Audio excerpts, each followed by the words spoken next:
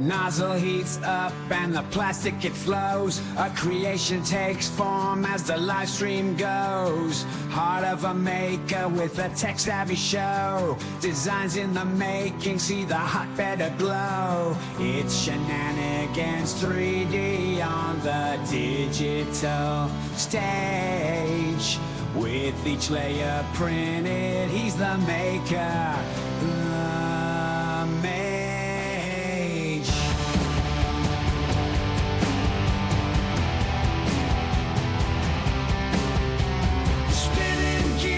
Let's start the show. Layer by layer, we watch it grow. A twitch in time with shenanigans flow. Chaos reigns with a fiery glow. We're live. We crash.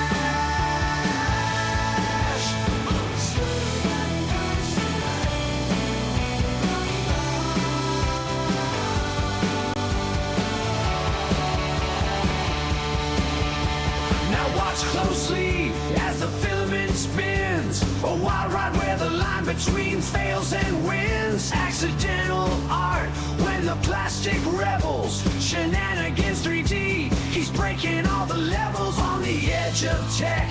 Where the sparks may fly in the streamer's den. There's no limit to the sky.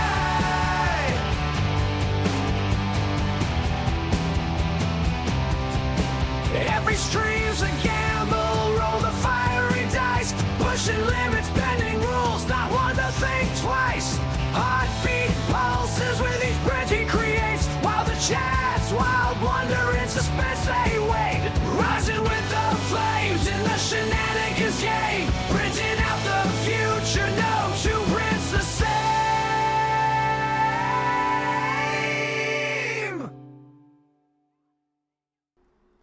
Welcome in, everybody. Happy Sunday.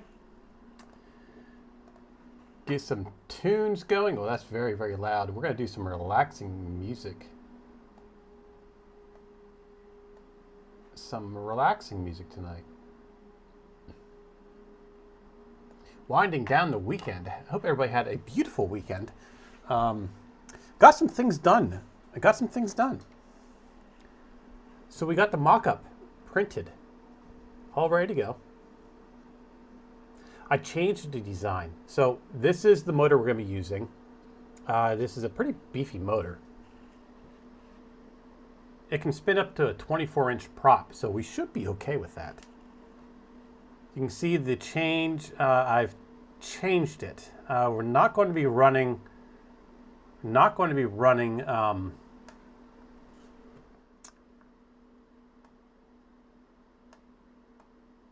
Okay. Sorry, I just had a thought. We're not going to be running the rods. We might run some carbon fiber rods through here just to kind of keep it. That's 8 millimeters. We can run 2 millimeters or 4 millimeter rods completely through it. Or maybe just actually, if we can do like the side, right? We can run it into here and then it squeezes together. And then we can screw it together. I think that would be better. But this is what I got so far. This here printed. That's on the that is on the build plate. It just finished printed like 15 minutes ago. How you doing today, my friend? It is going good. Going good. But yeah, did a mock-up of this real quick. That's with the motor in it. We are running a bearing up on top. The assembly did not come to today. It's still stuck, like, in my town. It's still stuck at the post office. I didn't think it was going to show up today, but I'm not surprised by it. So this is the back assembly where this is not finished. We still have to do the electronics. All the electronics are going to go here. Excuse me, I just had a Sprite, so I'm all bubbly right now.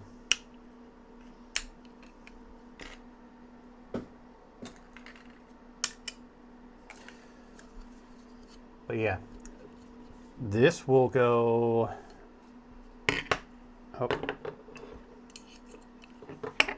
We still have to do the holes and everything for it. But it will go together like that. It's not going together because I have these down here. I did not model for this. I wanted to print it out real quick, just kind of test it. So we will open that up and take a look. Hey, Jaden, how you doing? I know it's not Jaden. Jatin or something like that. How are you doing today, my friend? So this is not the final print. This is just for the assembly to make sure. I should have grabbed some servos. They're up in my shop. I'll get them for maybe tomorrow's stream or something like that to test them. Yeah, this is just testing in PLA. We're actually going to be. I'll be going over the filament that we're going to be using. Polymaker is going to be supplying the filament for this.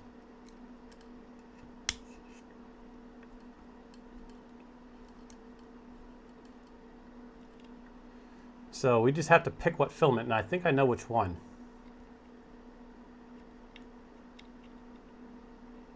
And we're going to take a look at that. We are going to use the Fiberon line. I was going to use the PPS, but I think I'm going to change that. So yeah, it's going to go like that. So we have to do a little cutout here for the motor mounts. But it will go together just like so. And then for the front assembly will be the same. You trying ASA glass filled for the first time? I've played around with glass filled, but I don't think I've ever done it with ASA glass filled. We'll have the front. The front will be the same. We'll have a bottom plate like this, and then it will go together. Run the contour, stuff like that, and then we'll do like a subcompact type of system up here. Then we'll have our camera system down here. The hole back here is for the 20 millimeter boom. So there's a little notch, if you can see it. And I don't see you can see it, but there's a little notch right here to allow that 64 millimeters. It'll go in. The boom is 400 millimeters. Oh, is it 400? Yes, 400 millimeters. And this part's 64. We'll have to model for the, well, actually it'll probably dip up on top here somewhere. Model for the hole so we can drill down into it and lock it in place. Nathan built this thing. How you doing, my friend?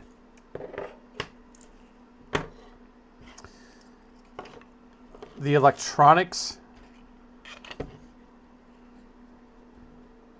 I'm doing good, my friend.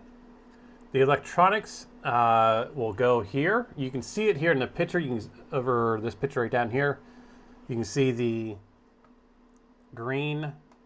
That is our control board. That's our flight control. That's the entire stack. And then up on top here we have, I just kind of modeled this up real quick, just guesstimated, but that is one of our ESCs, and we'll have another ESC. I don't know yet. We need 2 ESCs, so we can probably maybe fit it in here. I have the ESCs already. And then we have to figure out how to do our, we'll have to figure out where to put our stack. Probably right here for our radio, for our transmitter, or for our receiver. Will probably be a stack right down through there. I do have this receiver, but this isn't the one we're using. We're going to use a 900 megahertz receiver. Here is an ESC. This is a 60 amp ESC. So we'll need to model this in. We'll take all this stuff off. All the wires will come off, but that will be stuck in the back. How you doing, Bill Robot?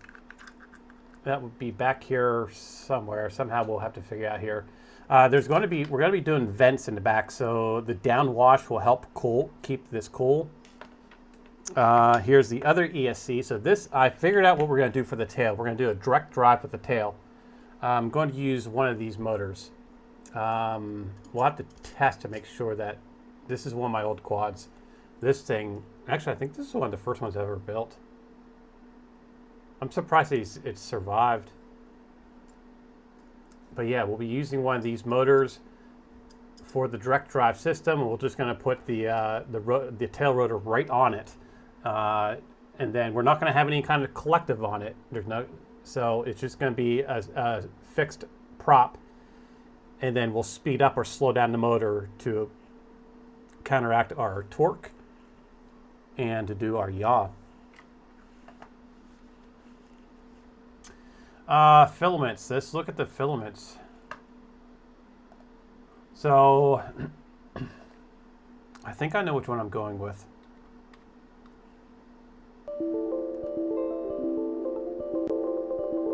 Let's go to the Polymaker's site. We are doing Fiberon. One of the reasons why I'm doing Fiberon is because I want to get noticed.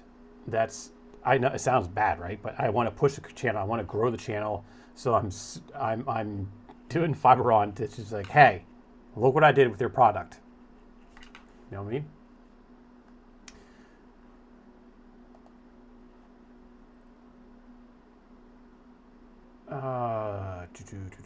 Oops, should have went back to that.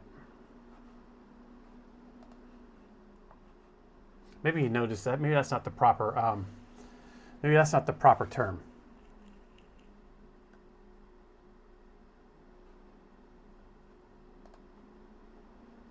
Okay, so where is?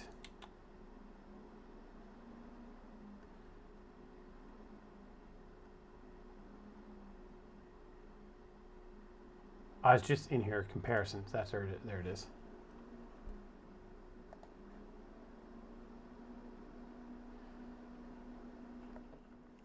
All right, here is the comparison. See, I wanted to go with the PPS CF10, but if you look at the impact resistant, it's not that good. It's like 5.3 kilojoules or whatever that is. Is it kilojoules? Whatever that is. But we have this one right here, the PA6 CF20. That's the one that I think I'm going to do. Our layered adhesion is another thing that kind of need to worry about. Here's here's Glassfield, PA6 Glassfield 25.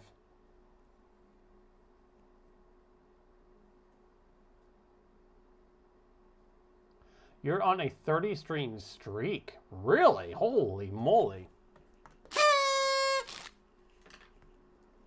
Thank you for the 30 stream streak. Woohoo.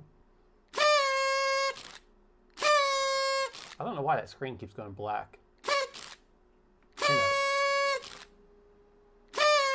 knows? Some of them do. Yeah, they all. It's you. How you doing, Tech Cheaper? My son wanted me to stream today. He's like, can we play Minecraft and stream again? I'm like, no. Hey, 3D Printer Shack, how you doing today, my friend? So they all require annealing except this one says not available, so I'm guessing not. So, oh, well, it's Petchy. And then what's this one down here? Petchy ESD. Oh, that's that electronic. Ooh.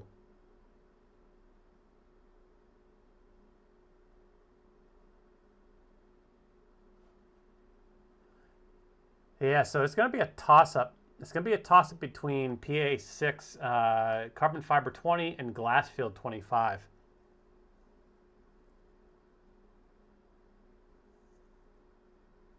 What mischief is he up to while you're distracted with stream? No, he wanted to stream. He wanted to stream as well. Yeah, he wanted to, like we did yesterday with the streaming of the Minecraft. That's what he wanted to do that again today. I was like, no, we're taking a little break. So yeah, that's what he wanted to do. Wanted to do another co-stream, I guess. That's like, we're just gonna relax. So yeah, that's what we got so far. I've completely changed the way it is, utilizing this motor, the bearing up here. Now, what you see here is a mock-up. Okay, so this is just making sure all the parts go in place, they all line up, and once that's all set and we start printing with this fiber on, because this stuff is quite strong. Once we start printing with that, then like when we're ready to do that, then this stuff will actually get thinned down. We'll be having a bunch of holes in here, a bunch of voids. So we're going to be thinning this down, making it more of a skeleton. So yeah, like this void here will be this will be voided out. So it's going to be very, very thin, lightweight, and there's not going to be much to it, because if we're printing with this high strength stuff, we should be okay. But this is the initial design, and then we'll slim it down. We'll shave it down to the bare minimum. Fiber apply directly to printer. Yeah. So yeah, I think that's what we're doing. Our boom will slide into here. We're going to use one of these motors. This is a 2004. I'm going to use one of these motors for the till, and we're just going to do a direct drive, and we'll have to do the mixing in the software. This needs to be designed a little bit more. This needs to be brought out a little bit more and down, and we'll work on that. But I really think well, which one has the better Z strength adhesion?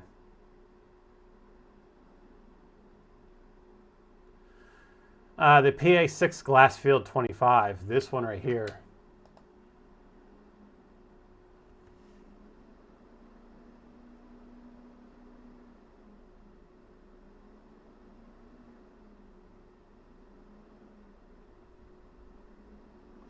This one.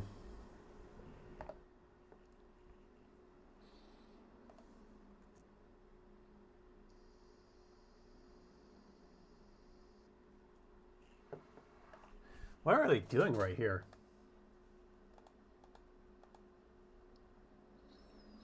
That looks like it's been frozen, but is that a light, or is that like on?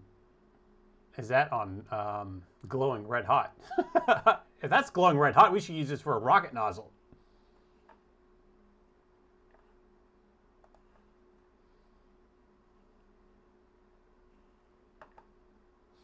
So glass fiber reinforced nylon. The material exhibits thermal and mechanical properties without sacrificing layer adhesion.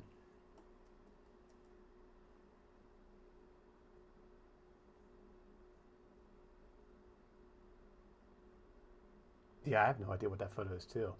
It looks like it's a laser, some kind of light source.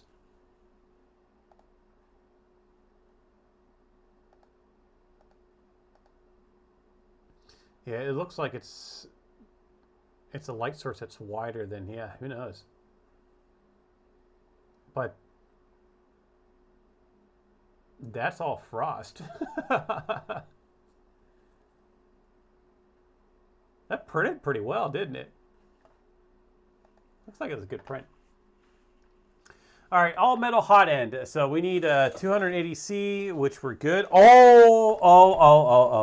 Did I tell you guys yesterday, or? Yes. That now prints at 310. This machine right here, the K1 Max, now prints at 310. I bumped it up. I was able to crack it. Well, not crack it, but I did get, it's all ready to go. It's all calibrated, ready to print. Yeah, that's what I was thinking too. Some supercritical gas in there. But yeah, so the K1 Max is now clipperized. Full, whatever, you know. So we was able to get that done. You know how I fixed it? You know how I got it done? I just took it all back to factory. Just took it all back to the original thing. I got on Polymaker's Discord on their hangouts. Was that Friday night? Yeah, Saturday morning at like 2 o'clock in the morning, right after the stream. And I told them what was going on with it, and they're like, no, everybody's all dumbfounded. And so I wiped it all out, took it back to the factory settings, reinstalled everything, clicked the button to add a printer, and all of a sudden it just hooked. It just started. It found the printer. It hooked up the printer, and it just like everything all went smoothly. I was like, okay, why couldn't this happen while I was streaming it, right? Hey Tubby, how you doing? Yeah, I did see the vent, the top vent there. Yeah, that top vent is all frosted too. So I wonder what they got in there. Playing with lasers is scary stuff. Yeah, we got a laser coming. We have a laser that's been donated to the channel. I don't know much about it. I think Build-A-Robot knows more about it than I do. What? You know more about that. What is it? Tubby, I'm heading down your way tonight, my friend. I'll be down there in and out by like 4 o'clock in the morning. But yeah, I'm heading down to your area, like close to here. I think within like, I don't know, within a 20-minute drive or something. I don't know. I'm heading to the town that's directly below you.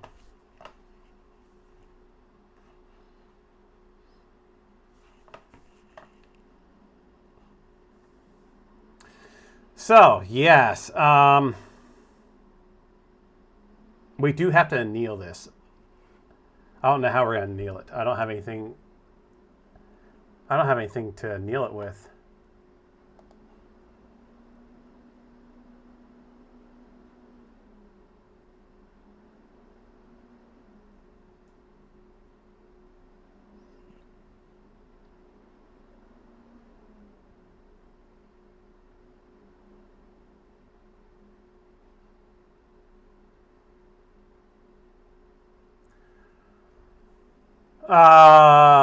Shrink after annealing.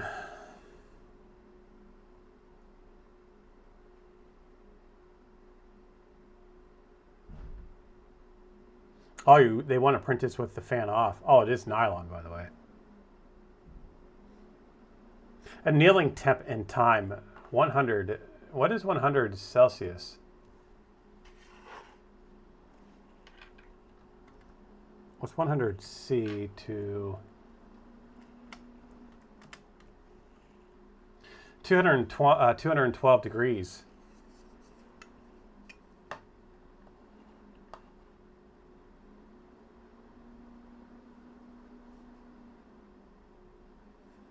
A town below is a 10-minute drive. I don't know if we have to pack it in sand or not. No, that's 4 o'clock in the morning, my friend. Yeah, I'll be down there like 2 or 3 o'clock in the morning and get out of there by 4 or 5.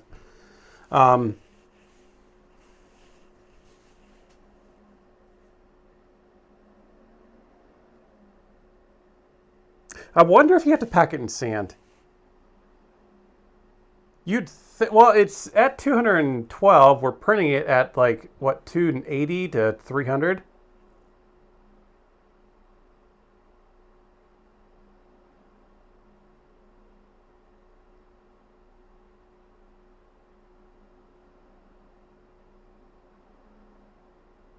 Design and build an oven first. Jaden, we do. I do want to build a. What was that we were talking about?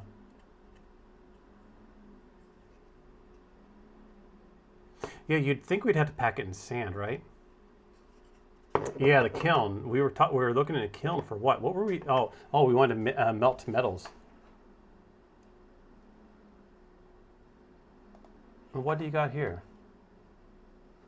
I mean, I know what annealing is. Nylons. Our nylon filaments come out warp free.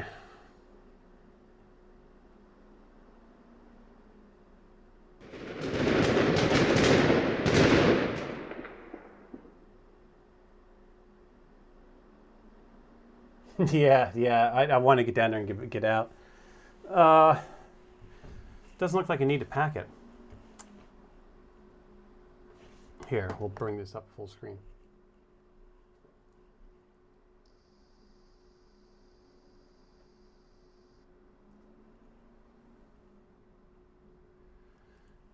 We're not on a time crunch with our nylon materials to get them in the oven the moment the part finished. We have recommended with, oh.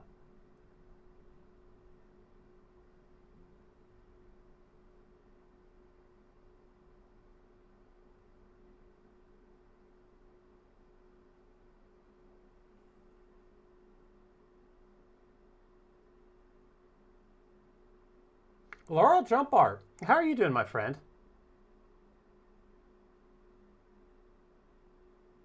Yeah, just get a cheap toaster oven is all that's all I was thinking about doing.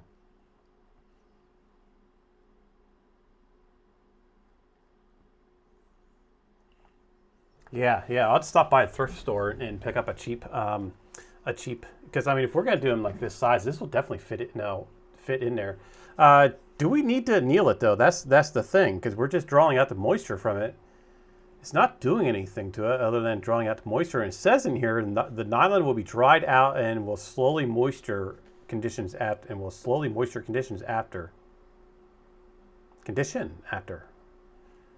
So it will revert back, but yeah.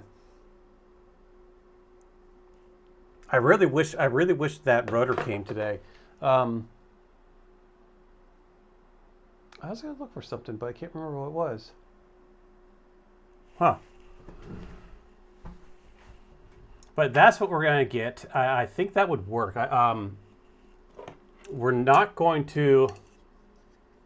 Well, it probably does actually. You're probably correct on that. It probably does add better bonding.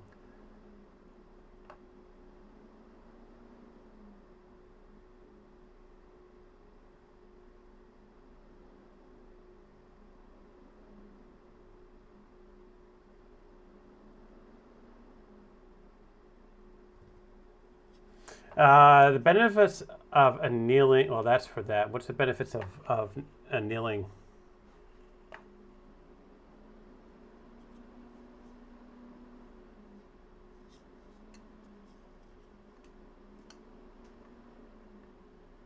So it increases the mechanical properties of the part.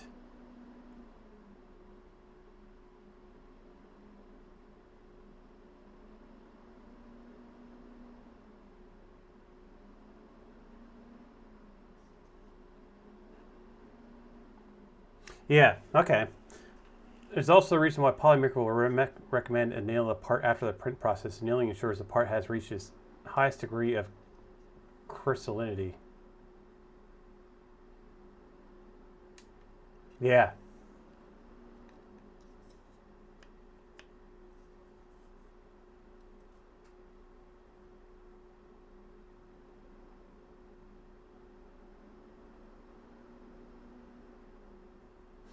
Annealing setting is 100 degrees. Yeah, 100. We saw that in the.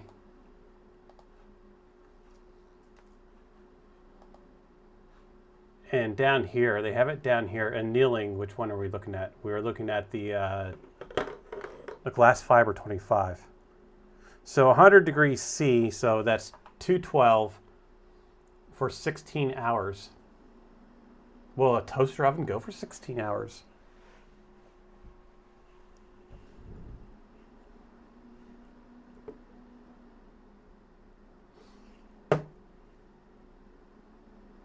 Printing requirements, all metal. I don't know what. I need to get my hands on an all metal hot end, I believe, for that. So I do need to change out nozzles on that because it's whatever the stock one is, whatever the one that comes with the factory. So we definitely would have to do that. James the printer, how are you doing, my friend? You know what, TechTuber, that's kind of going through my head right now. It's like what can I do to make that bypass? We could I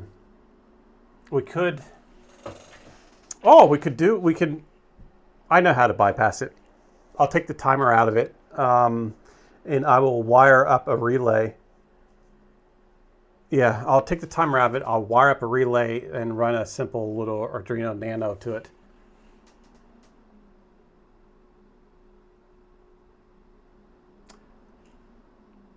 I don't think my dehydrator gets that hot.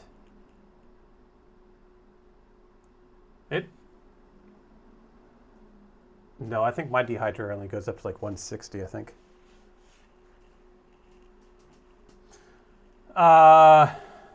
Both of the ones that I've had a continuous bake modes. Yeah, I'll look around. Well, what to see a toaster oven?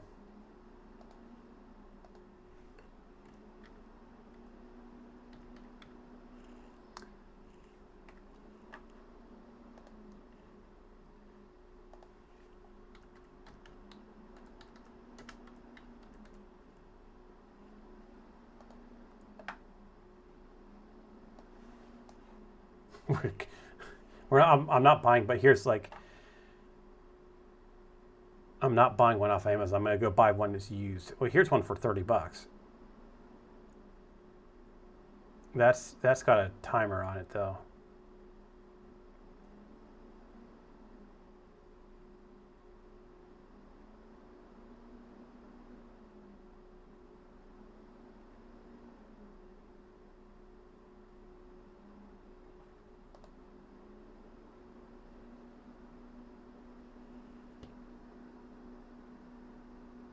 $30 medic, how are you doing, my friend? So would this be considered? That's, oh, wait a minute. Okay, I was looking at the wrong one. Yeah, we'll have to dig around and look around. Definitely have to look around. But a toaster oven would be great. Where would I be able to put it so I can run it for 16 hours? I'd put it in my garage, I guess.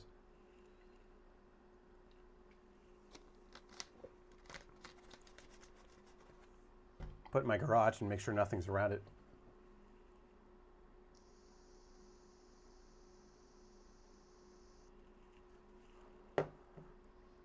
Yeah, multiple filament dryers. Yeah. So I think this is going to be a better design. We got to figure out how to put this. I need to measure this actually. Where'd my calipers go?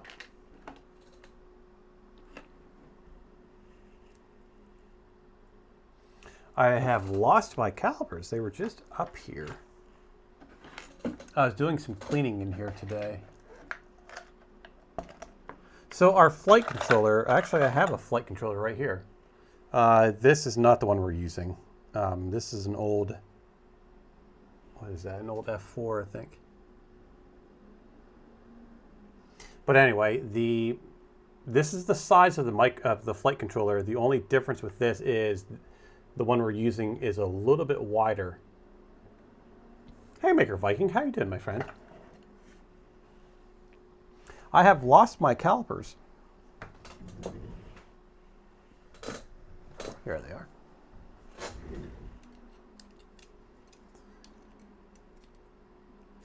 That's 36. That shouldn't be 36. That's 25. Okay, so this will all line up. But we are not using that. What do we got here? Is this a servo? No, this is another flight controller. I got another flight controller. I got a bunch of flight controllers all over the place. I thought I had a servo in here. So I'm really interested to see if my hole will fit. What the hell are these? Oh, these are connectors for radio.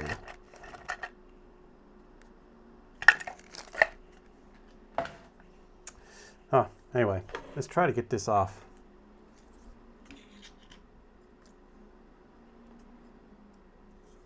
Which one is counterclockwise? This one. Is that going to fit? Oh, yes, it will. I don't have my overhead cam on. Oh.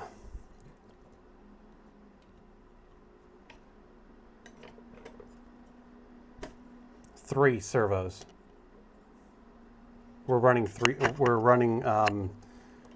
one main, blah, blah, blah, quack, quack. One motor for the rotor, which is this big boy right here. And then we're going to run this for the tail. And we have 3 servos. Let's pull up.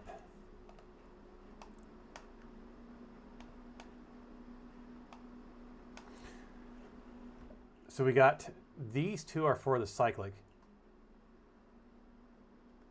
So we can do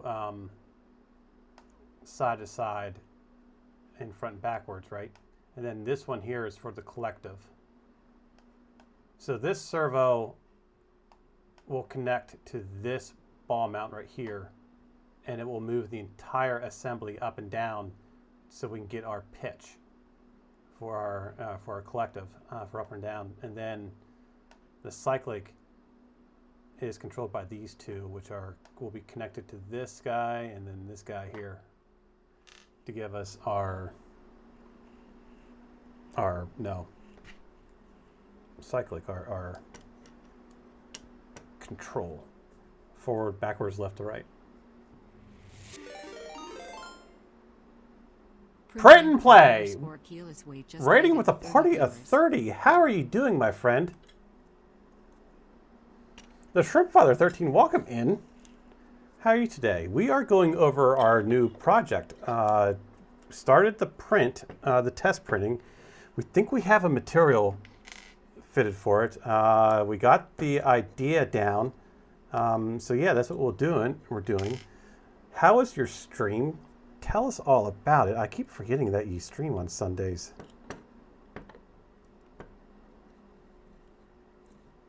Clownhammer, how you doing, my friend? It's hard trying to keep track of everybody. It is. It went crappy. Had to shut down early. It went crappy. Oh, I don't know about that. Every stream, no matter what happens, is always good. You're getting hit hard by a storm. I know your area where you live, but I can't remember. But there's a storm coming my way. You can feel it, and as the wind's picking up and everything else. Went Zanny Maker, Zach, how you doing, my friend? Too much lagging. Jose, welcome in. How are you doing? You managed to get through it somehow, huh? Yeah, I got a storm coming. I gotta leave tonight, and I got a storm coming. But anyway, those of you coming in, welcome into the channel. Stephen Pohl, how you doing, my friend? Yeah, they teleported the shenanigans, right? So tonight what we're doing here is we have a new project. Raiders, I'm Shenanigans 3D, Chad in the real world. We do 3D printing. You'll find some IRLs in here as well. Yesterday during the day we're doing some Minecraft gaming with my son and I. But the project right now, you know, we show off other people's prints. This is from Builder Robot, and yeah, and then we do a couple of things here too. But most of the stuff that we print here is all mechanical. Yes, there is a Discord. Bang Discord. Lagging tonight. Ooh boy, Kenneth, how you doing, my friend?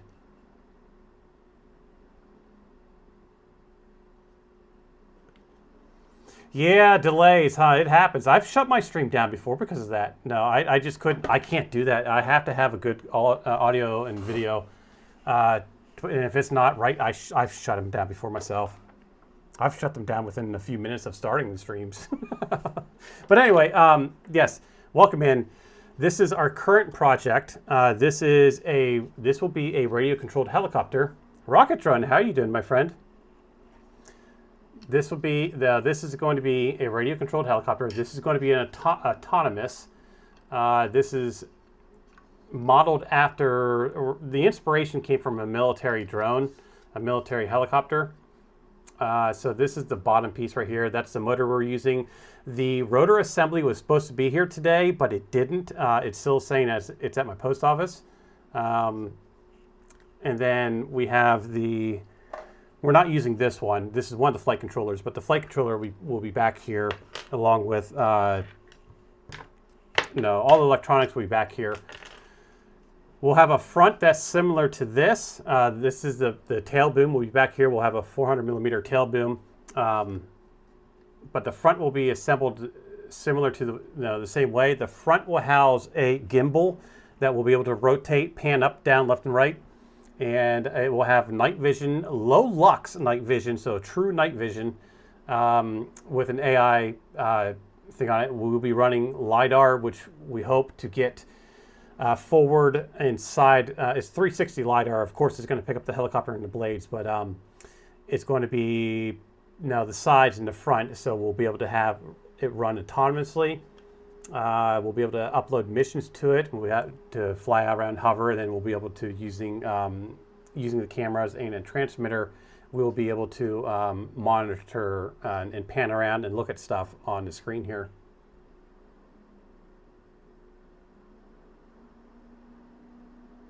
Yeah, it's not your fault. Yeah, no, don't worry about that. That's just part of streaming. Yeah, that's just part of streaming.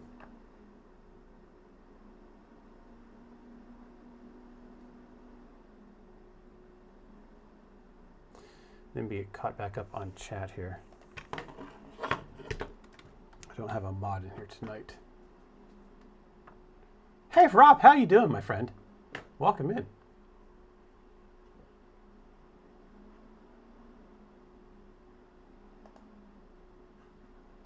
Let me do something real quick.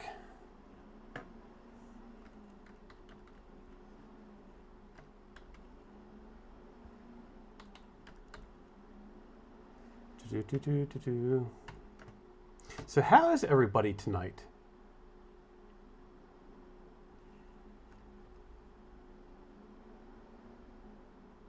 Why is that not taking that?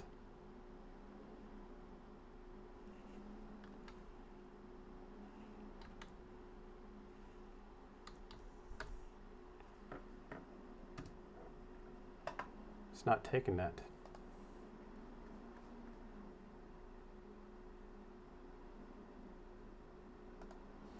Let me double check that.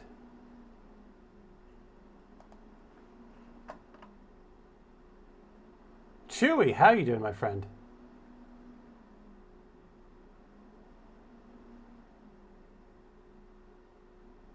Oh yeah, I forgot the. That's why. That's why. Thank you. I forgot the swirly thing.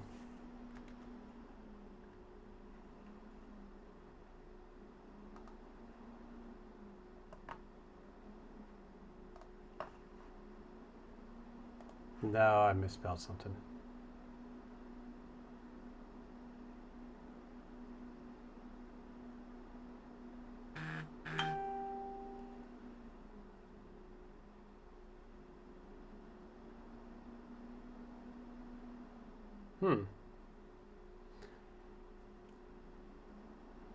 We're sending it off to somebody. I don't know who it is.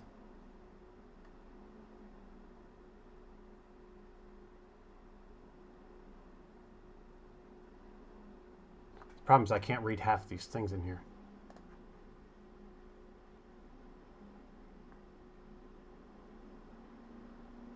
Oh, I see what I did. I see what I did. I see exactly what I did. All right, there we go.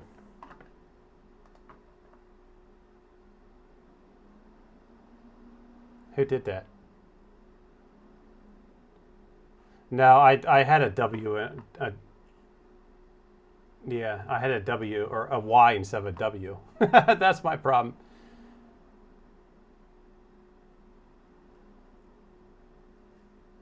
Okay, cool. All right, we're all good. Mr. Wilson, welcome in. How are you doing, my friend? All right, all set, all set, all set. Okay. So yes, these things are a little slippery. That's the motor we're going to be using for the tail. That's the motor already mocked up. I know it should be. It should be yay, right?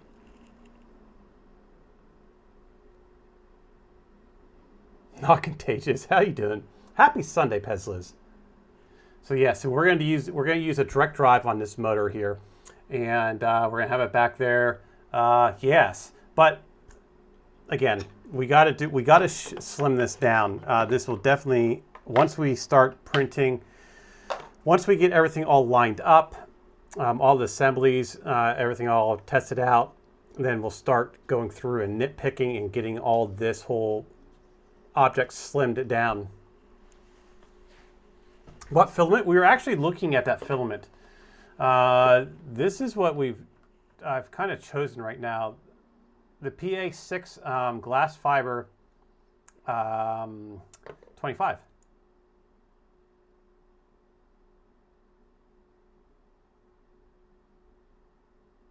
That's what we're going with right now.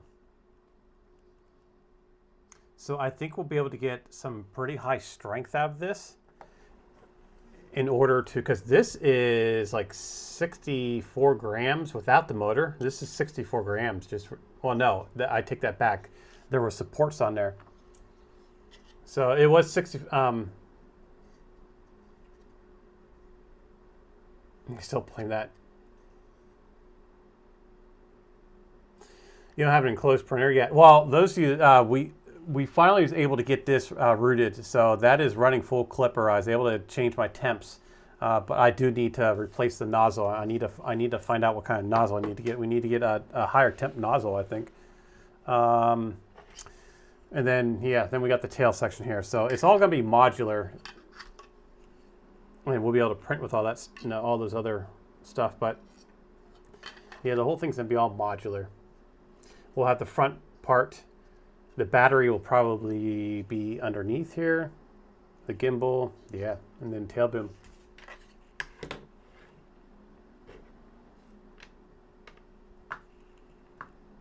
Oh yeah, you need to make sure you find out who the winner is, huh? So here is the model itself, what we've been working on. The rotor system is mocked up, but the rotors themselves, they're not, the rotors are not accurate. This is a model I downloaded, but I did get the specs for this all scaled up. But the rotors are for, they're sport rotors that are on here, and they're like what, 200 and some millimeters, and the rotors that we're going to be running are like 360.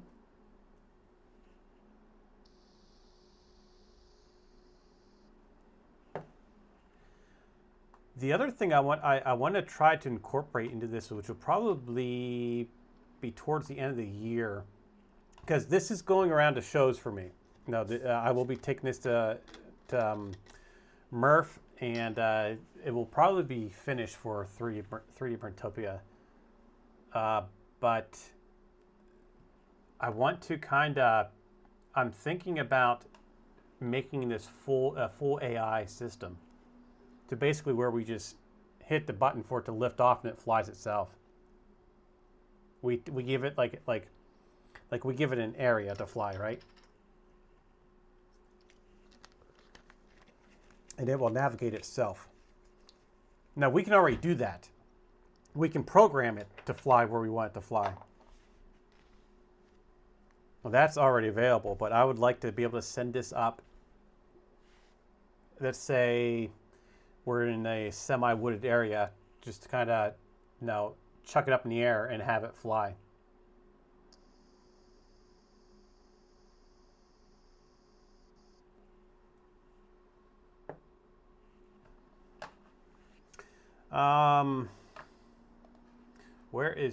This is what we're using. I think I'm pretty sure that is going to be the filament we use. And then that went to the wrong screen. Then once we get all of our placements, all of our holes and everything all in here, then we can do the, start slimming it down, start shaving this all down to a very, very thin skeleton. Because if we use that stuff, we should be able to get away with a very, very thin structure.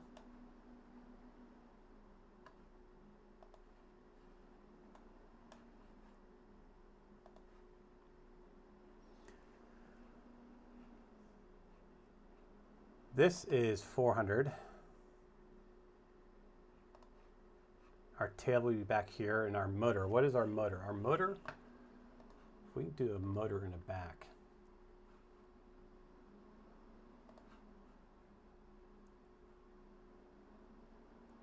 I don't want to go down below. This is going to be the base of our body itself. But if we do a motor,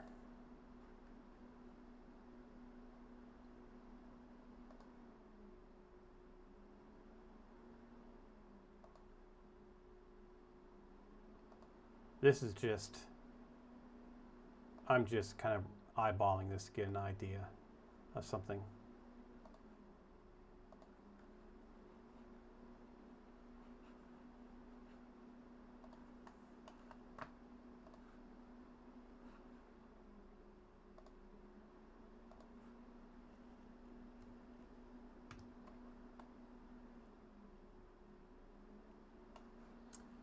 And our motor is, what am I using here? Let's double check this. This is a 2204, right?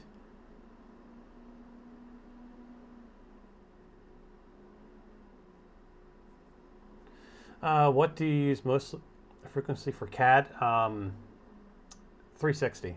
Yeah, 360 is has become my main program. I was always on FreeCAD. I used FreeCAD for years, and just this summer I switched over to a Fusion 360. So if you ever get these motors in, if you ever see these motors, you ever wonder what these numbers mean on here? Like this is a 2204. This one here is a 5010.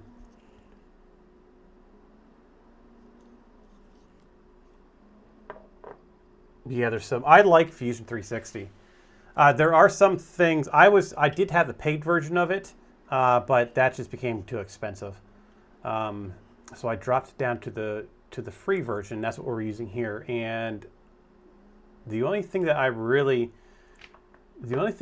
lost was the cam features in the cam, because we do have a CNC machine in here that we're going to be converting over to a 4-axis, possibly 5.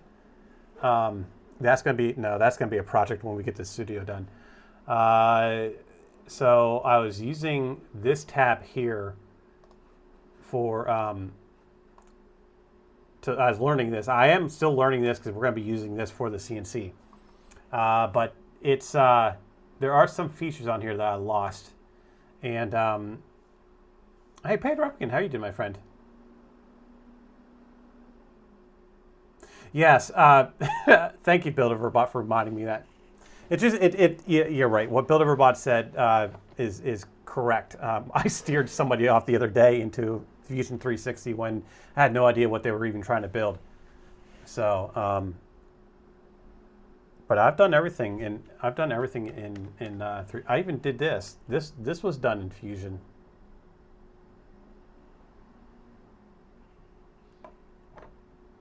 Cagley, 3545. How you doing, my friend? Welcome in.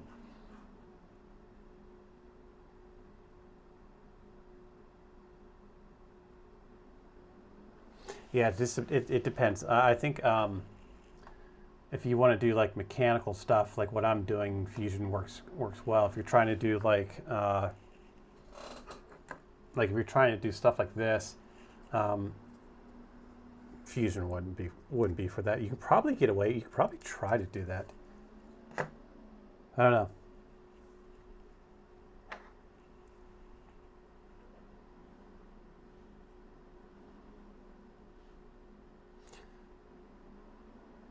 This was mostly done in Fusion. Get out of here, really?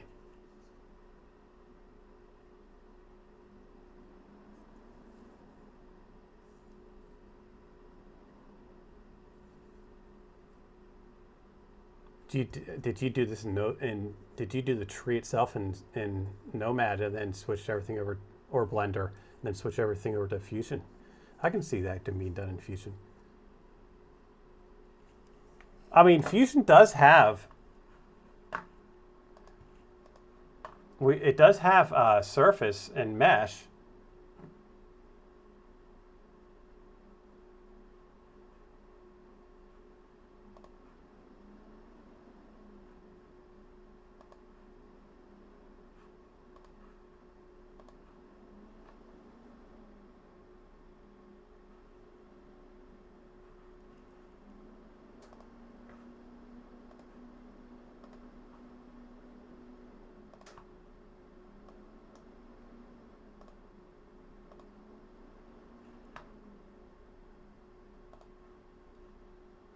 You know, you can do mesh in here, so it does.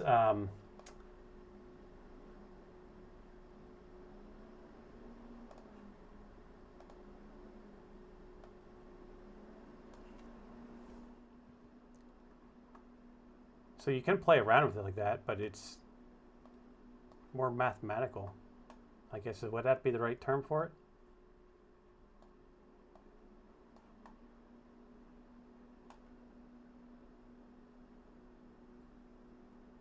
It would be a nightmare in Fusion, would it? Definitely would. The trio's in Blender and then Fusion, then back to Blender. Polybear, how you doing? Papa, why did I call you Polybear? Papa Bear, how are you doing, my friend?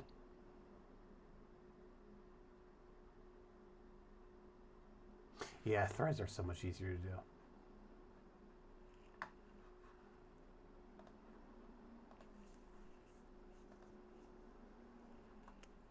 Got to figure out the front. I think we're gonna, I'd like to eventually cover this up. Oh no. We just really, I really wanted this assembly to come in the mail today. The design's coming along pretty good. We're getting some progress done with it, and I'll show you here in a second.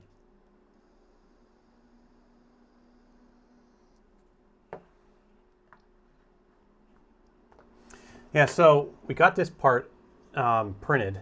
This printed today. This is just a mock-up.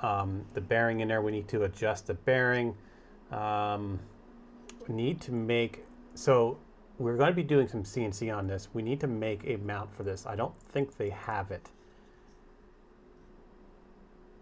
We could probably actually model that up tonight. So we need to make a connection that connects to the bottom of this to a reducer, because, yeah, a reducer, I think. Because the shaft on the rotor assembly is 5 millimeters. That bearing's 5 millimeters. So yeah, the shaft will come down through the rotor assembly. It will come down through. It will connect to the motor, which is going to be machined, and then that's the upper support. Our servos are going here and here. Once the assembly is all up and running, we're going to fire this up. I'll mount it. I'll just mount it somewhere. I'll spin it up, do a manual test on it, make sure everything's all good. We'll go up to full speed. Actually, you know what? We should probably do some speed test. Check out some speed, some RPMs. Let's bring up the calculator. I want to see how much. So if we, how big is this? This is a 360 kilovolt motor. So 360 times, yes.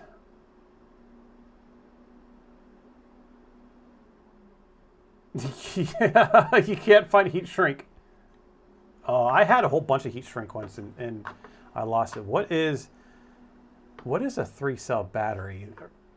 That is, what's a 3S? Is 11 point, is it 11.7?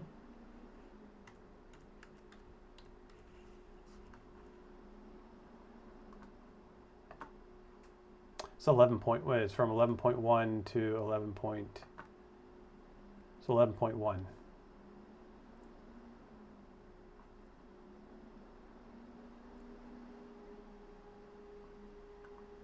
All right, so if we do 360, so this number, oh yeah, I was saying about the numbers are on here. So we have a 50-10 motor, and what that means, it's 50 diameters. It's 50 in the diameter, and then the stator is 10 millimeters tall. Like this motor here, this is a 2204. And that means that it's 22. This bell is 22 millimeters across, and the stator is 4 millimeters tall. So the inside. So right there, that's what the windings are on the inside. So if you get these motors, never wonder what they mean if you're ordering motors, and that's the size of the motor. The kilovolt. This one does not have a kilovolt rating on it, but this motor does. This motor says is 360 kilovolts. That's how many revolutions it turns per volt.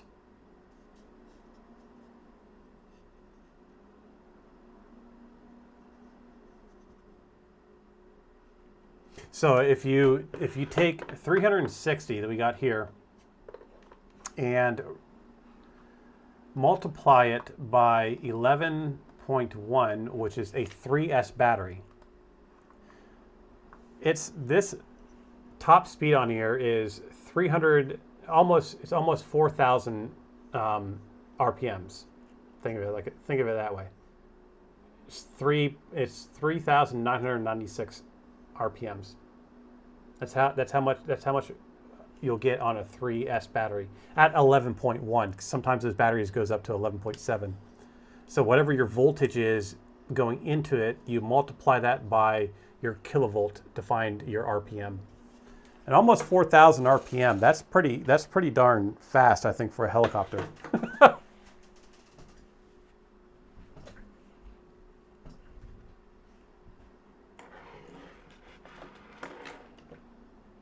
Oh, you're streaming tonight, Pezliz.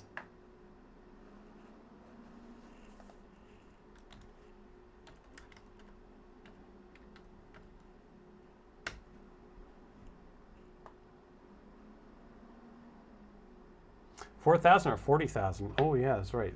That might be wrong. No, that's 4,000, right? Let me double check that.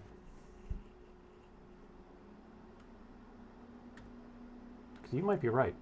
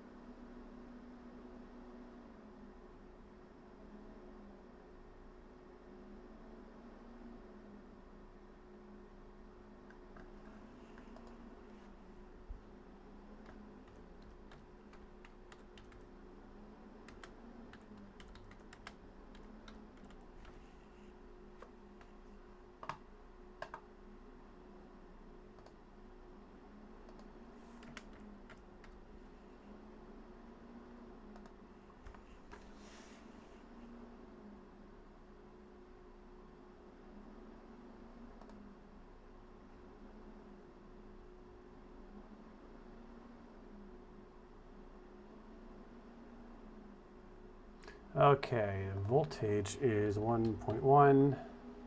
kV rating is 360.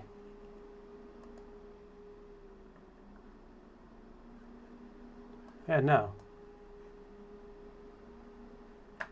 Yeah, no, that's right. Yeah.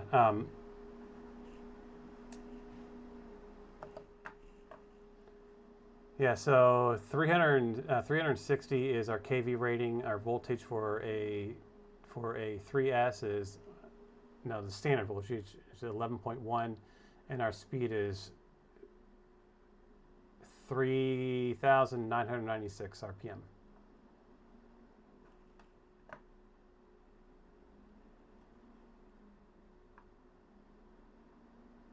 You came in halfway. The wife was bugging you. That's all good. I always. It's been a while since I did that calculation, so I wanted to double check. It throws me off from time to time. Yeah, that's our speed of the motor at 11 volts. We can also, I'm also doing this for a 6S too, so I can go up to a 6S. What would that be? What's the battery voltage for it? It's 22.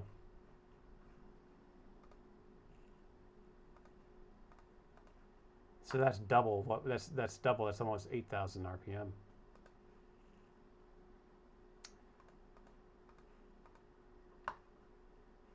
I don't know why I had to do that on the calculator. It is what it is. Well, that is plenty fast. We will not be running this motor at top speed.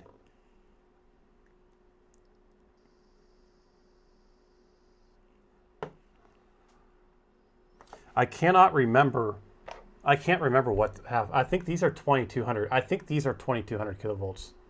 These things now go zippy.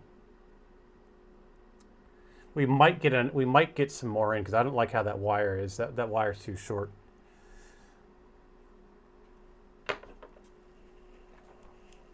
This person knows how to handle that, I guess.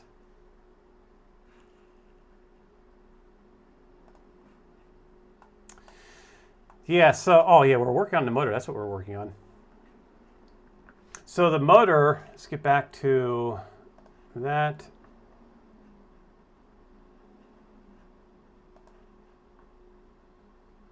Hey, I don't know what this is. I'm going to change it though.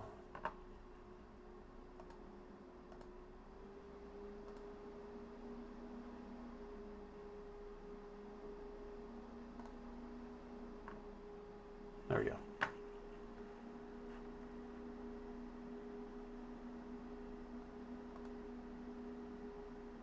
So the motor is 22.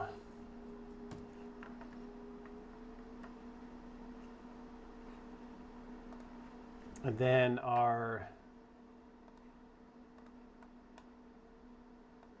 this is just a mock-up of an idea for the motor. How tall is this motor?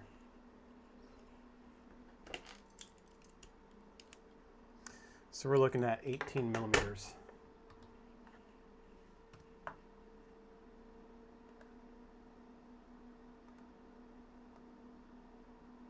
And we will definitely I'll probably do a through and maybe put a plate on the back, something like that.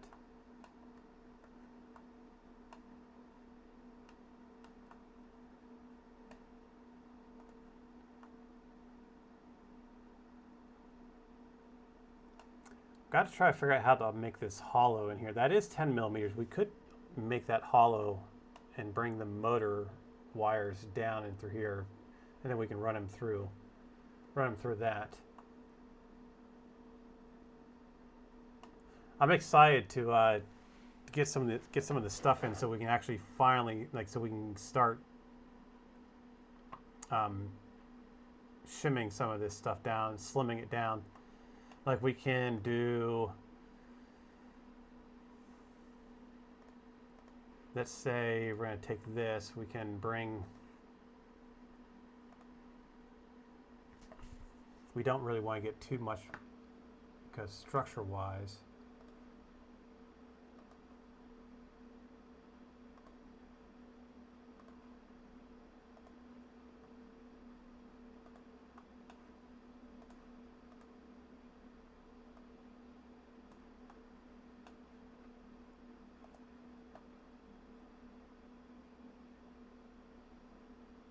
Yeah, it is moving, isn't it? It'd definitely be a lot of, so we can shim some weight off of it by doing something like that, which we'd probably do that. We'd have better access on that.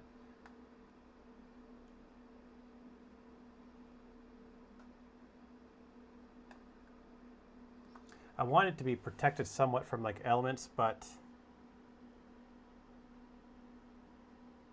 I kind of like that because then we can shave this area here, move this area back more, and then that will allow us to have a direct access, and we can drill a hole through here and bolt this straight through.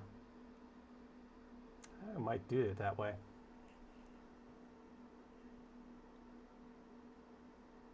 We can also print a very, very thin. I have 2 rolls of the poly lightweight, so we can do the structure, the frame and everything in that glass fiber, in that nylon, and then we can do a very, very thin poly lightweight and put it over that. Yeah, we are. I'm going to incorporate when we do the back cover here, because this is going to be coming out a little bit more. This is the mock-up for the ESC, and then the cover is going to come out a little bit more. I think that's a little bit. I did that 160. What size is my? Not 160. Oh yeah, that's 42. So this actually can come in.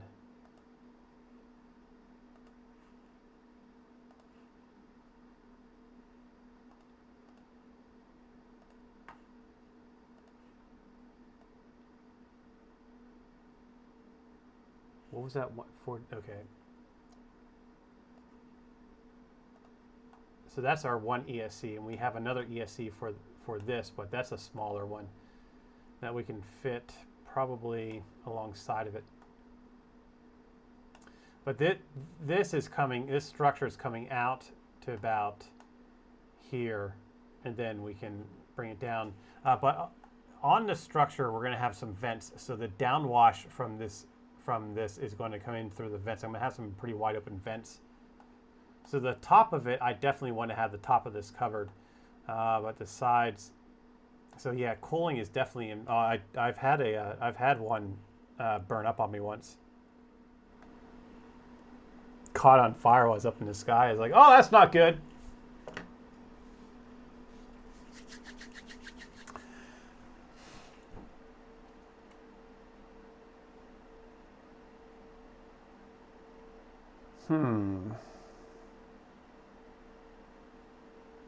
I was just going to do something.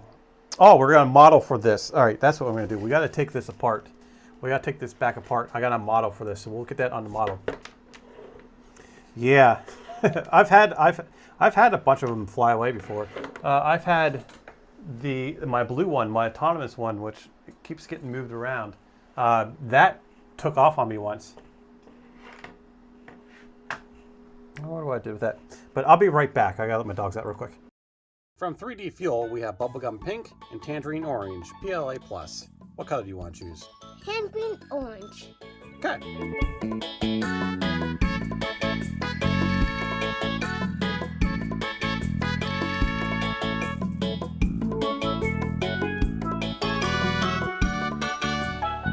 Not sure what happened to all of our rice, so I'm using sprinkles. But here we have it, a maraca. I had some issues printing this. Not sure why. This is Enviro ABS Black from 3D Print Life. And this is a busted part off my drill press. Let's do some practical printing.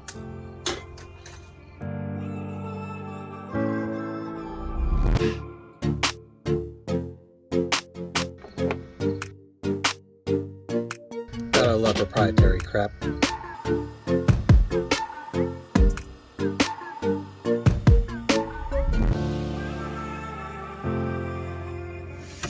Turned out pretty good.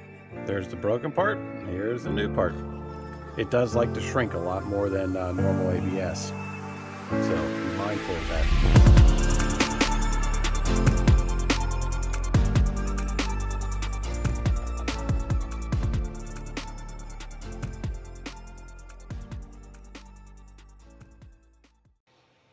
Got a new filament to try.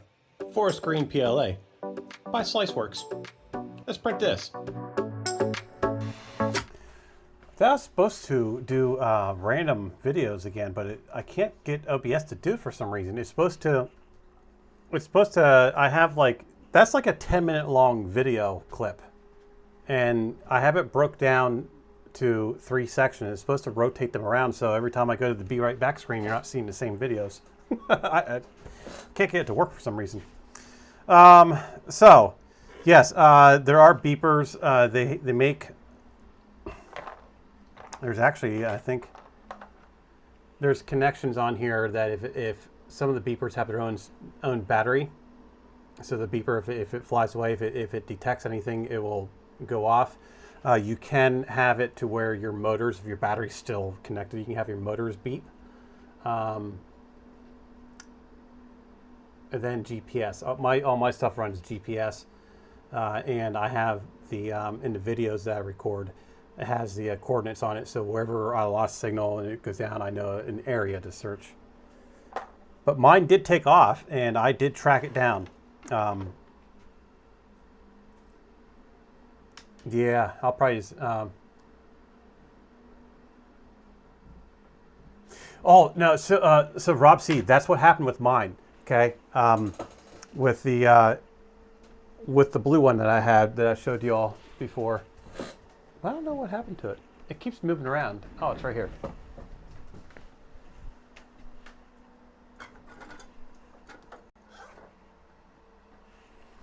Yeah, so this one, I was letting my son play, with it, and I had a geofence on it, and he was flying it, and I wasn't paying attention, but it hit the fence, and when it did that, it did the return to home, but it snapped on me, and when it snapped, the battery came off of it. Who in God's name is calling me?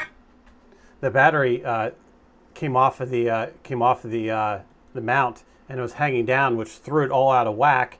It sent it off into the field, and when it luckily I had the vision, like I had it all going on in my FPV, in my goggles, and I watched it go down, and I watched where it went down and where it landed at, and then I lost all signal. It turns out the battery, when it impacted, the battery came disconnected and went flying like a good 50 yards away. Actually, these are the battery. Yeah, these are some of the batteries I run for it. This one, I only run that on a 6S or a 3S. I get about 15-minute flight time with it, 15, 20-minute flight time. Just depends on how rippy-tippy I am. But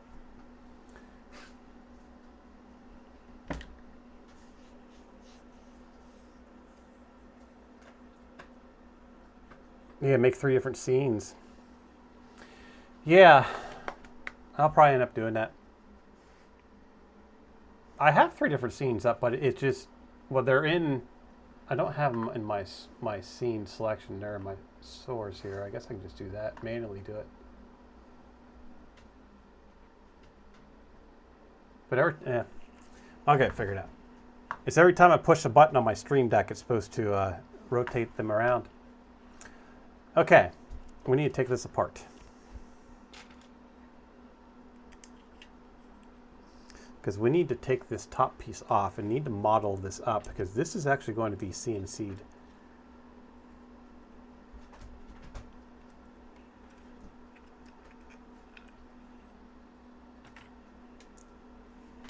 This motor, we got this motor in when we're making that that huge quadcopter frame that's going to spin 16mm props.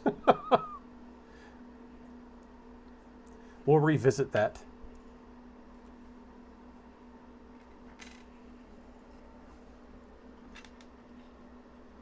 So we need to make an adapter.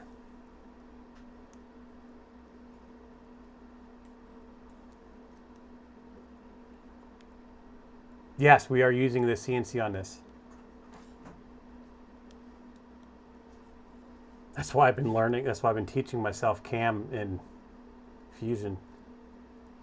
We're going to be getting into a lot of CNCing in. Oh, we got that laser coming. We can laser cut panels for that.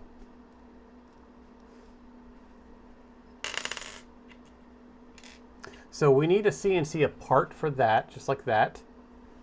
And then it's going to come up here. And then that part's going to be hollow for the 5mm shaft from the rotor is going to come down and merge into this.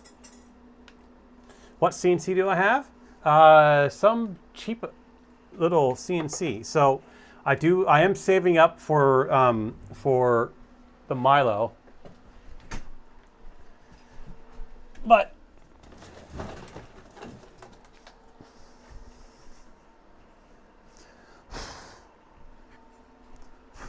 this is the one that we have here. This is going to be converted. This is getting converted into a 4 and then a 5 axis.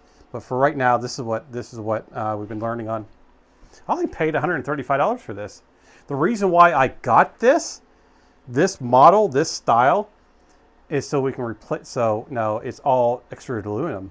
You know, the whole side's all extruded aluminum, and we can modify it. Our Core XY has some, I might have taken them off already. Anyway, it has, these are 2020s, but there's a 4020 by 300 that we're going to be putting on there. So this is going to be moved way up. But yeah, that's the CNC that we have in here. And yeah, I'm pretty sure I removed them. Yeah, here's one of them. This is one of them. This is a test print that we did. That's the only reason. But I have two of these, and they're going to be replacing the Z whatever, the sides on that CNC. So we're going to be making it a little bit bigger. I mean, we could make it this tall. We got these are what, 600 mil long, so we could really use something like this. But this is for our project for our conversion of this CRM4 to an IDEX, which is basically ready to go. All we need to do is I just need to get two hot ends for it. But all that stuff will be we'll be working on all of that when we get the when I get moved into the studio, into the new studio, because I will have a workbench, a big workbench where we can put these models up and do it that way.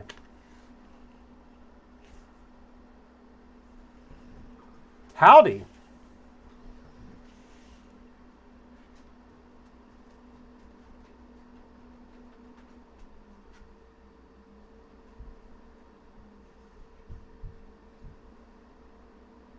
Yeah, I know. Yeah, I'm saving up for a Milo. That will work with Linux CNC.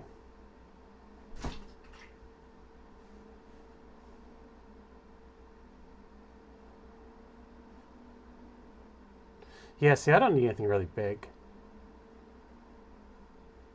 I think that is I think it's a 3016. But yeah, it's 300 by 160, and I think it's only like 20 millimeters tall. Oh my God, really? A 4th and 5th? You'll have to take pictures of that and send that to me, because we're converting that into a 4 with Big Tree Tech. It's getting converted into a 4, and then we're gonna figure out how to do a 5 with it. Their manual.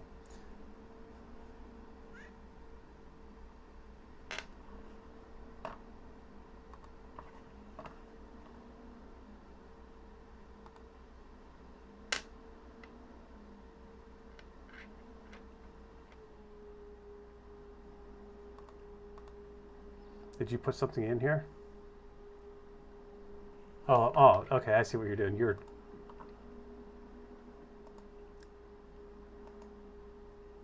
Yeah. So there's a bunch of stuff. What's going on here? Why is my Discord popping up all over across my screens?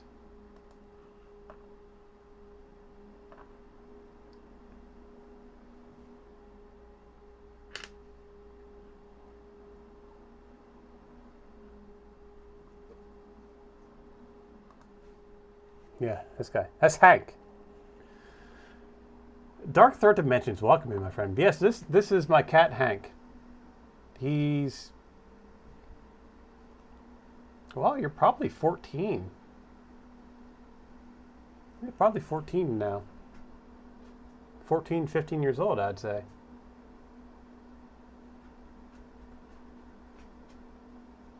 Yeah. I'd say he's probably at least 14 years old, because, see here, my son's getting ready to turn 10, and you were around like a good 5 years before my son came around. So he's like 14, 15 years old. Hey, Robsy, thank you for stopping in, my friend. Oh, it's got your dog's attention. Yeah, we have animals in the stream. I got Hank the cat. He's named after Hank Williams, yes. It's the only way we're able to keep him. His name was supposed to be Oliver. He was a stray that showed up as a kitten. He was all gangly looking and everything else. He showed up at the doorstep. He would not leave. My wife at the time wanted to keep him. And name it Oliver. Said, "You're not." And the only way we can keep him if we name him Hank. So that's how Hank got his name, and how Hank found a home. And we have two shepherds here too. The one's over here causing problems, and the male is, I don't know where, he's probably out sleeping on the couch. They're a pain in the butts. There's days I want to hang him from the ceiling fan, but I love him.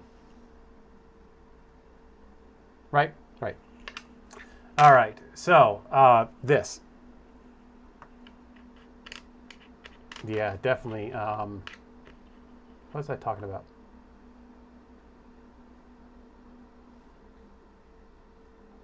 Oh yeah, the studio.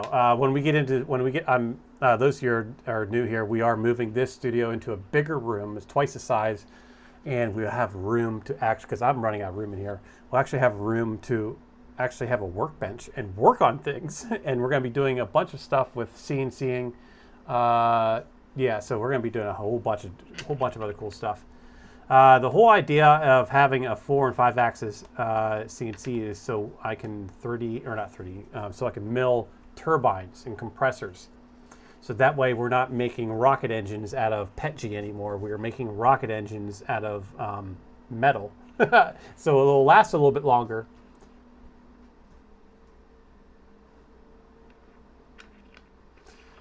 Yeah, just post them up in general. I'm not picky on. I don't even run my Discord. Cruising Girl does. Cruising Girl is like, I need to change something in here. It's driving my OCD crazy. I'm like, God, do whatever you want. Here you go. Here's the reins. Take it. It's all yours.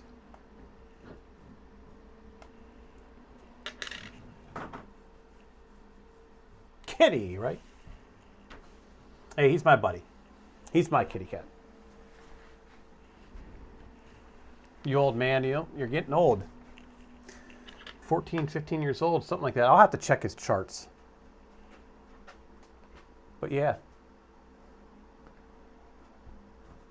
The only thing he knows how to say is food. That's it. Right?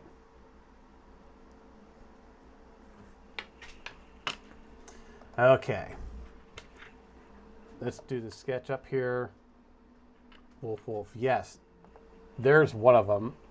Right, Zoe? This is the female. She is the troublemaker. And then we'll call Leo. Leo!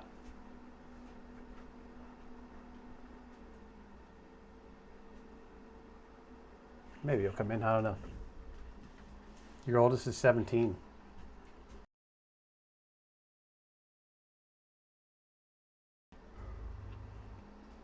Oh, he's on the couch. I just heard him jump off the couch. Come here. Come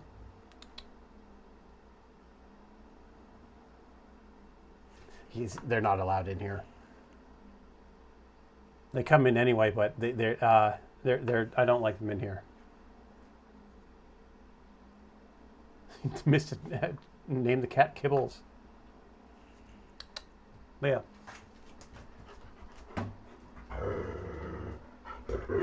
Hey, hush. Yeah, and then this is the male. He comes in. So he really likes the cotton white from Polymaker. Right? Yeah. Every time I print something in cotton white from Polymaker, you take it. And you take it. And then I came home one day to find an entire roll of that strung out throughout my whole living room. And I was like, yep, that's the last time you guys are going to be allowed in that room.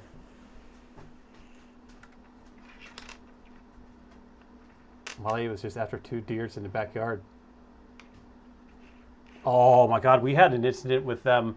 Was it a year ago or something like that? I don't know. It was a few months ago.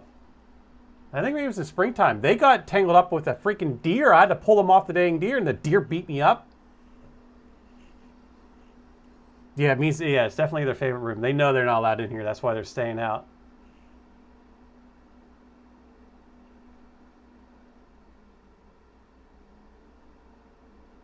Into protection mode. Oh, yeah. Yeah, they went into protection mode on me once over the summer. I had some guy come in my unwelcomed into my property, and yeah, they ripped into him. He ended up going to the hospital. That was almost a $500 fine, but once we went to the judge and all that stuff, and yeah, it was all dropped. The judge understood. It's like, yeah, no, that guy wasn't supposed to be there. Those dogs did what any dog would have done.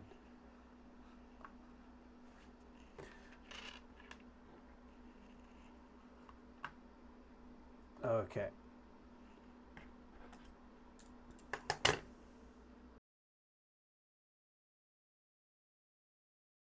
So, let's model this up real quick.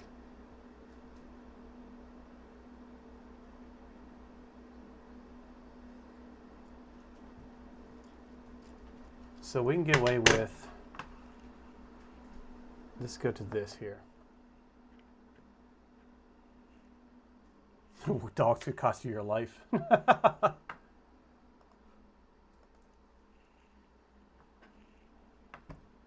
Oh yeah, the dog people, like, I had insurance companies out here, like all kinds of people came out here. I have a big 6-foot fence around part of my backyard. The front half of my backyard and my side yard is all fenced off for the dogs, and I'd let them out in the backyard like that, back my field and stuff. But it's still a pretty decent. Well, it's probably about, I'd say at least half an acre of a fencing for them to run around in. But yeah, my male jumps a fence. He goes right up over the fence like it's nothing. He hasn't done it in a while, but I watched him do it one time. Something went running across one night. I have absolutely no idea what it was. Something ran through the field, and he went right up over that fence like it wasn't even there. That's a 6-foot fence, but he went right up over it like it didn't exist. I was like, "Oh boy," that was probably a few years ago. That's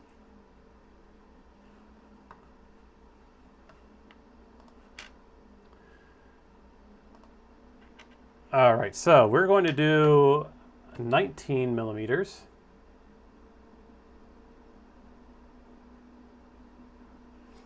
He is pencilless. He's, well, I don't know. Psychopaths is what they are. He's a pretty cool cat, right? You're getting all gangly looking.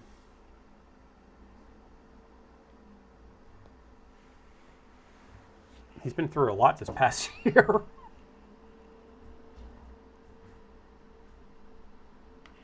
Until she can't go no more.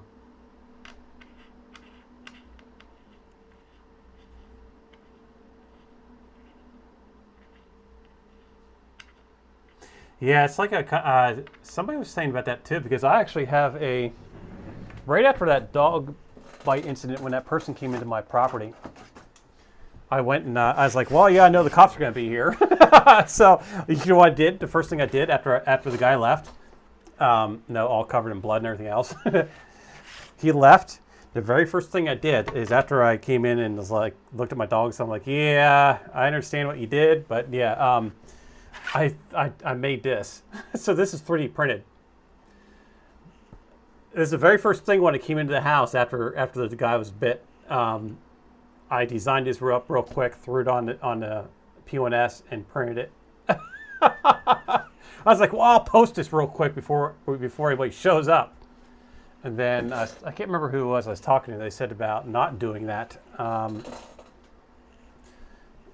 It's not a good thing legally, so I just never did it. I know, perfect, right?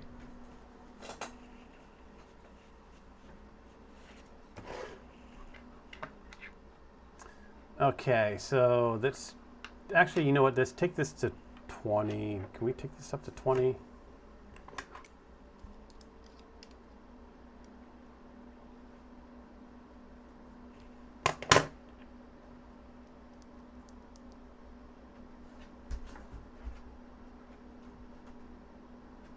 Yeah, we'll take it up to 20. That way we can keep it nice and even.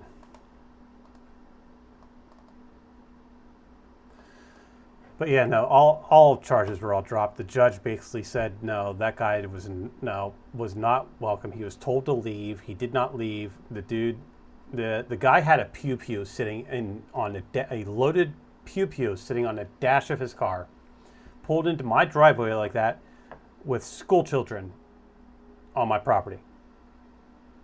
and with some, I've been having some over the summer, or spring into early summer. I've been having problems with a stalker, and they've been driving past and back and forth the house and all this other stuff. And I could have swore that they came up to my backyard one night. But anyway, fast forward or shorten the story. They I told that all to the judge. That's why I had all my cameras installed in my house there at the beginning of the year, because I was having problems. I had a problem coming. Somebody was coming in here and chat, and they weren't saying anything, but they were hanging out. They were, when I was doing my IRLs, the trucking IRLs. They called the company I contract to. They were calling and reporting me. That's why I don't do those anymore. But yeah, and this person, I saw this person the other day in here. That person is still in here. But that's what, this person, it was just random. Just the way that person came in, ripping into my driveway, had all that stuff. Yeah, bad eggs. Yeah, Tech Cheaper, it's all messed up.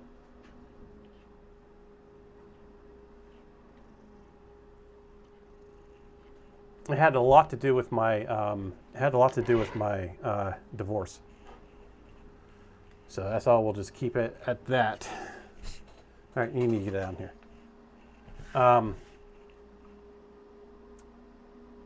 But my ex wasn't even aware it was even going on. So she had no clue that was going on. Yeah, it's weird. I don't know. Exactly, Chewy. I am a firm believer in the castle law. I have some views on the way pew-pews should be handled, but I am a full believer in the Second Amendment.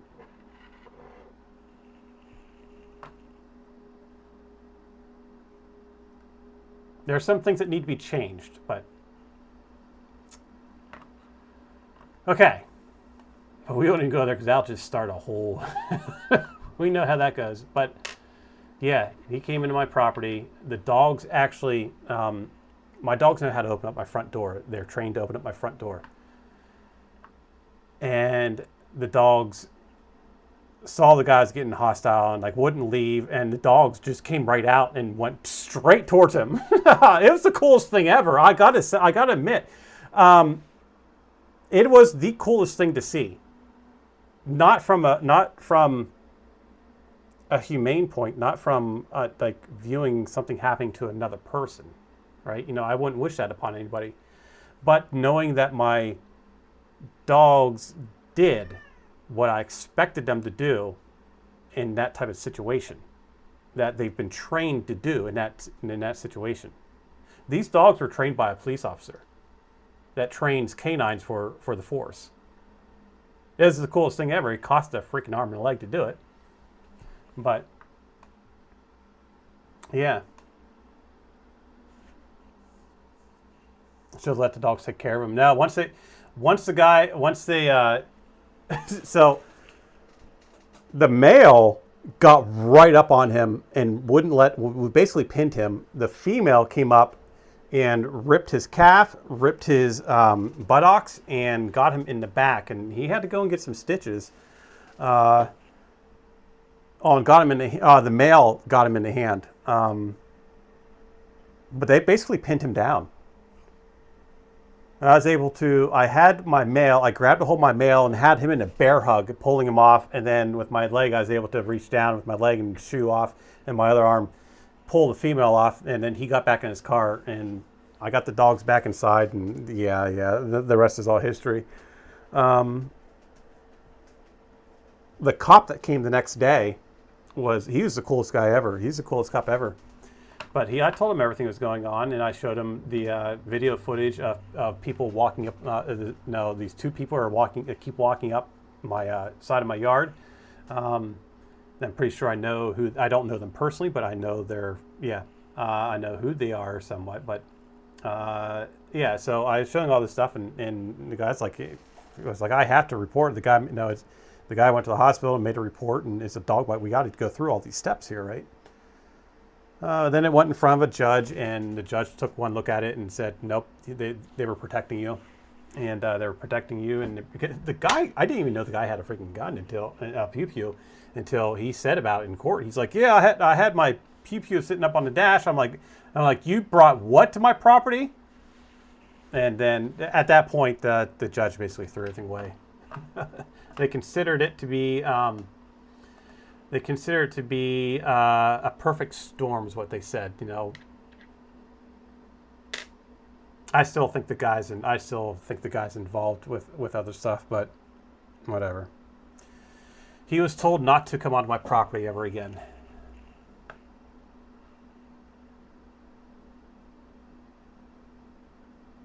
Except for the cool white film. Yeah, definitely.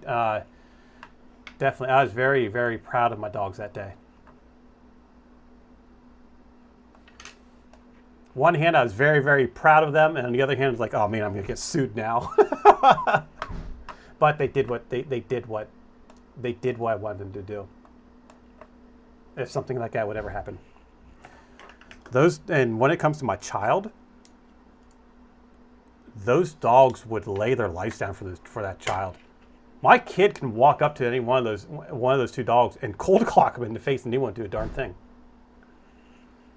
Some stranger comes in, yeah, my God. I would, but all right, Builder Robot, have a good one, my friend.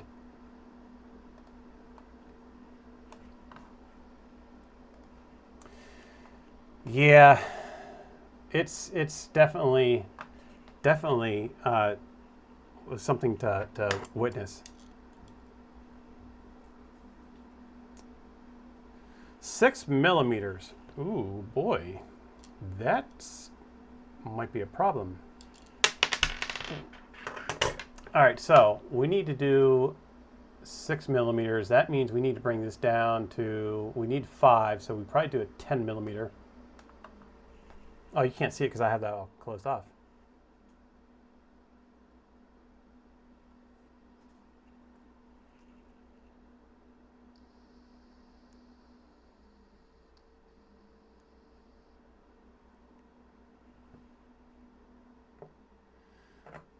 Trucker Josh, and he has approved with all the companies he drives with for his vlogs. Well, see, the problem I was having was it's not, I don't need approval. No, it's mine. I own it. I don't need to be approved for that. My problem was this person was calling into the people I contract from, because I pull their loads, and saying that I was driving dangerously and erratically, and it was not erratic, well, whatever the word is. They were calling in complaining, saying I was being dangerous and unsafe and weaving all over the road and possible intoxication and all this other stuff. Every time I would go live, they were getting phone calls like that.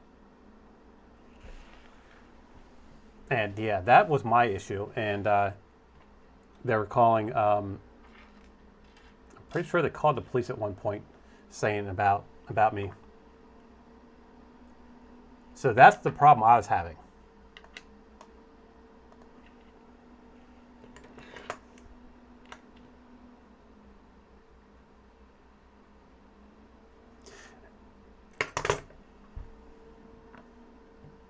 It's just shameful, you know. It's. I liked doing that. That was a fun thing to do. I was surprised the amount of people that were in those streams. You guys were in there like almost the entire time. Someone would doze off and then come back like 2 or 3 o'clock in the morning. I'd be just there driving by myself, and like 2 or 3 o'clock in the morning, all of a sudden, someone that was in there like 4 hours ago would pop up. Was like, "Hey, where are you? What's up?" And I was like, "Whoa." It was fun thing. It's a fun thing to do.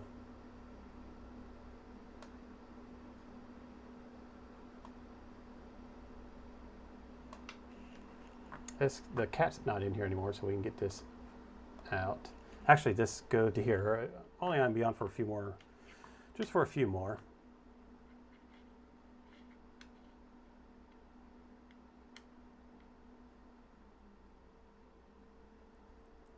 I'll tell you about it, Toby. Yeah, it's all it's messed up, and they still come in here. I saw them pop in the other day.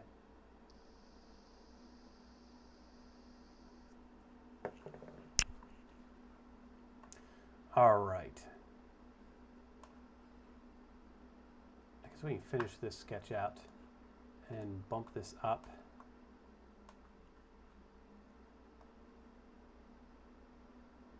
We probably want to take this up to 12 millimeters. Oh, 14 will be good. Now let's do a 5 millimeter hole down through the middle of it.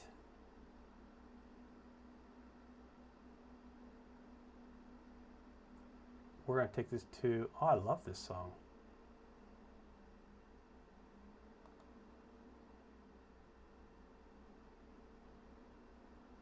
You bring him to the train station. I want to watch that series so bad. I don't know why there's voices in here. It's supposed to be instrumental. What? What size is this hole? We need to model for that. That's 3. Okay, so this is 5. That's 3. So we're good.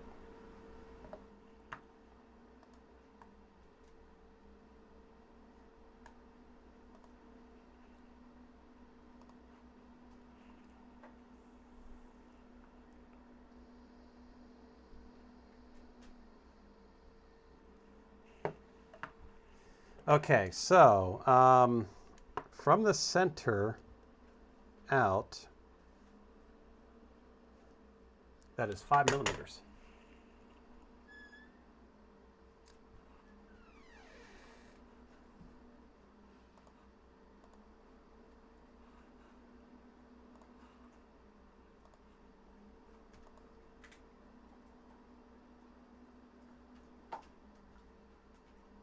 So that would be, what, 10? Right on that, right where I don't want it to be, but that's going to have to be there.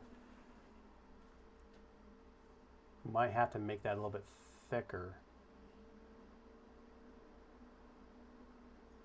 Oh, we're definitely going to have to make that thicker.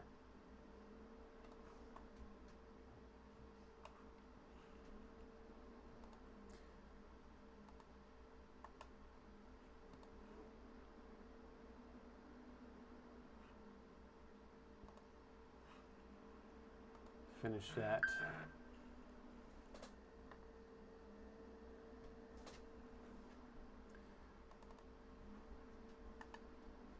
I'll edit this sketch. This needs to be thicker.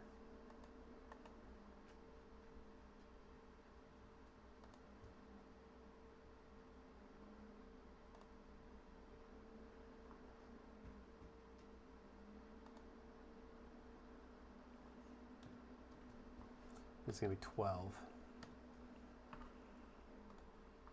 There we go. Because we're going to need to bore down through this.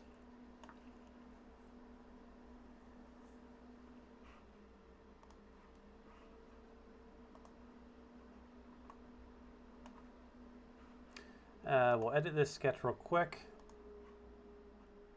And that is at 10, so we need to do these holes at... They're 2 millimeters, so...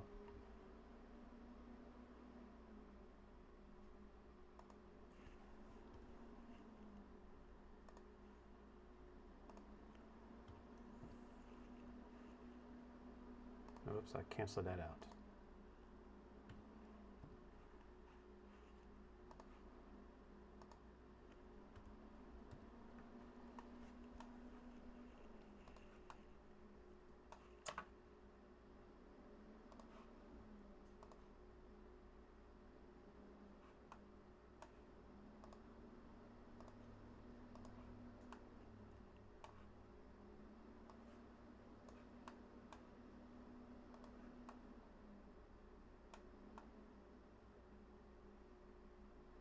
We got that like that, and then need to do, what is it? What are these?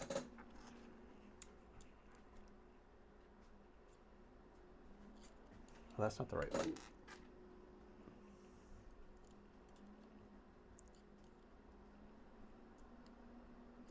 .4. We do this one more time.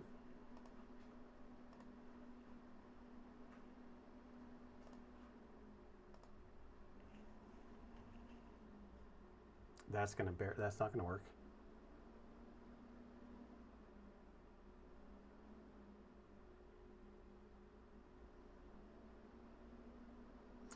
That is not going to work.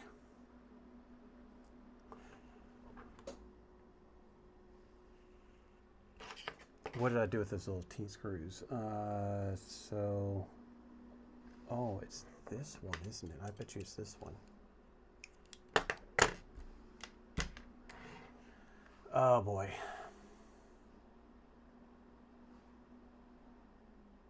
So this is what I'm doing here. I'm going to show you this. I got to find some screws before we do this.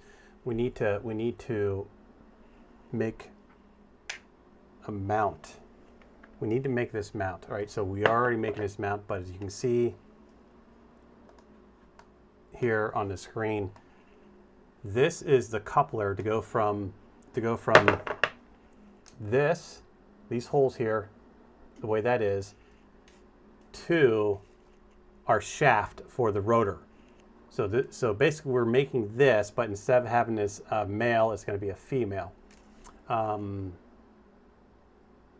Yeah, that's not lining up for some reason.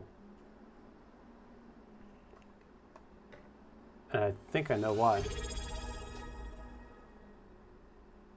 Piptaker 68 or 86, how you doing, my friend? Thank you for the follow. Just followed.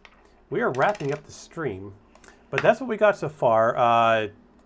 Jumping in, this is the project where this is Project Raven.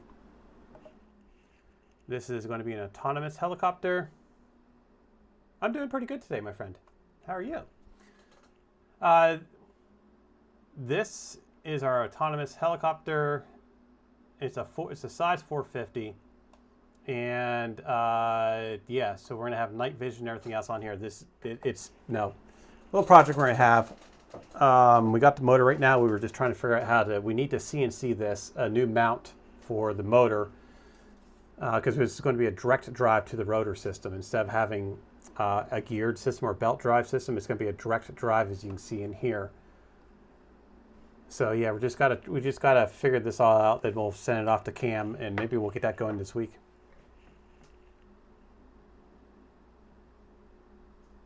Why does the helicopter have a surprise face on the front? It does, doesn't it? It looks like this. It looks like, you know what it looks like? It looks like the fish off of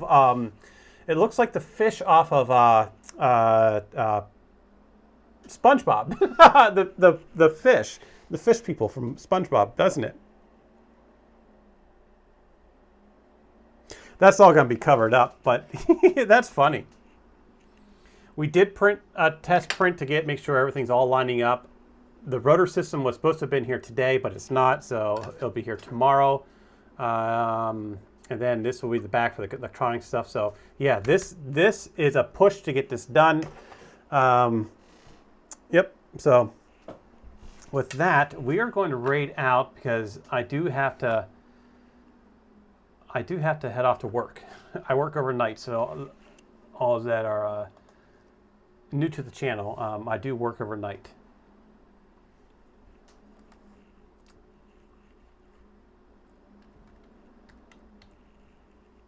There is a tradition with